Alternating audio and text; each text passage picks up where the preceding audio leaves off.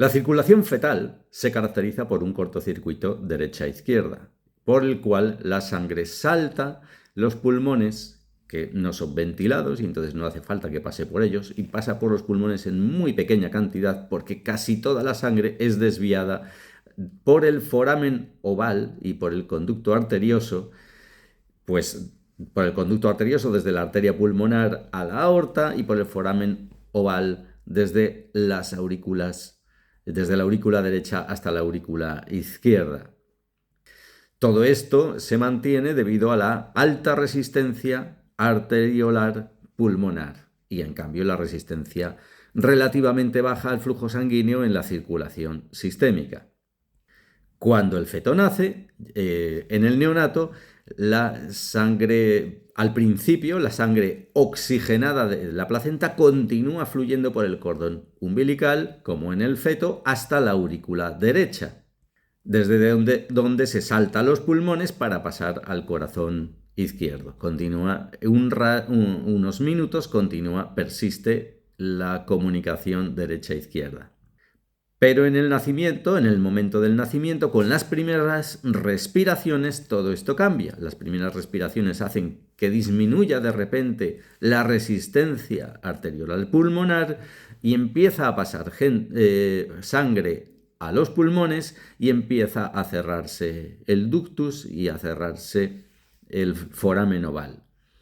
De tal forma que si esto no ocurre bien, o si hay alteraciones en alguna válvula o en algún lugar del sistema circulatorio, es cuando pueden surgir la mayoría de las emergencias cardíacas en el neonato, que son pocas, es algo poco frecuente, pero puede llevar a la insuficiencia cardíaca, puede llevar al shock del neonato.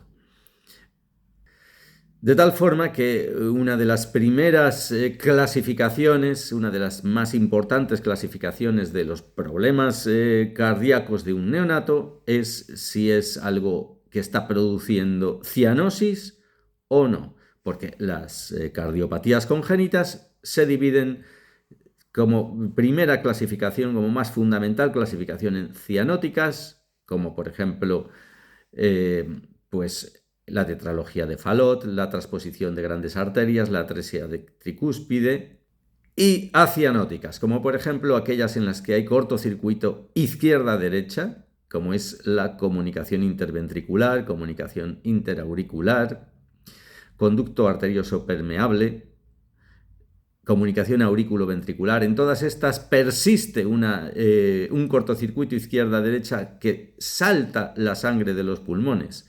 No hay cianosis, pero puede haber insuficiencia cardíaca. Luego están las cardiopatías obstructivas, que también son acianóticas, como es el caso de la estenosis pulmonar, la estenosis aórtica, la coartación de aorta o el síndrome del corazón izquierdo hipoplásico. Todas estas son obstructivas.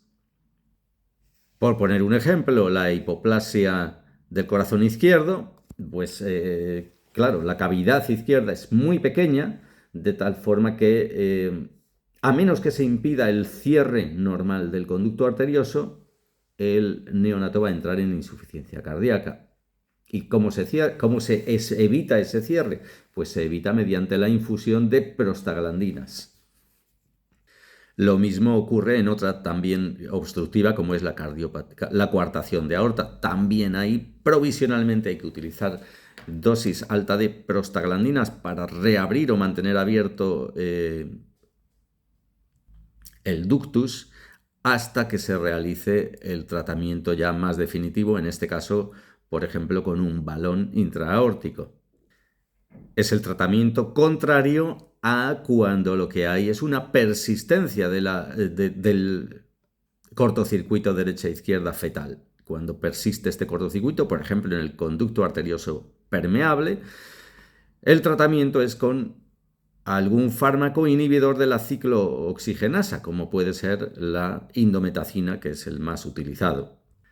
Bien, pues el signo clave en los problemas cardíacos y en el shock del neonato es la cianosis, como hemos dicho, pero la insuficiencia cardíaca tiene otros signos que pueden ser tanto en cardiopatías cianóticas como en no cianóticas, como en otros casos de insuficiencia cardíaca, pues los signos son taquicardia, taquipnea, disnea, diaforesis, especialmente durante la alimentación, inquietud, irritabilidad, puede haber hepatomegalia, puede haber soplos en la auscultación. Los soplos es una pista muy importante para el diagnóstico de las cardiopatías congénitas, porque es algo bastante específico. Cada cardiopatía tiene sus soplos diferentes.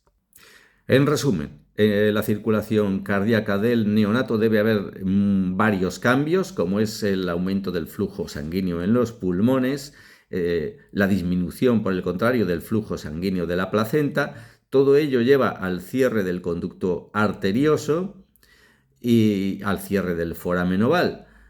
Entonces, este proceso en algunos casos no se produce adecuadamente o en otros casos se produce, pero hay de base algún problema que hace que cuando se produce este cambio es cuando surgen los síntomas.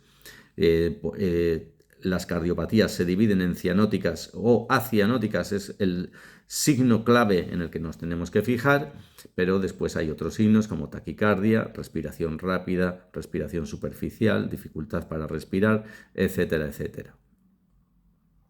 Para el diagnóstico vamos a realizar radiografía de tórax, ecocardiograma, resonancia magnética si es preciso. Y el tratamiento clave dependerá de si la cardiopatía exige el cierre del cortocircuito derecha-izquierda o por el contrario exige mantenerlo abierto.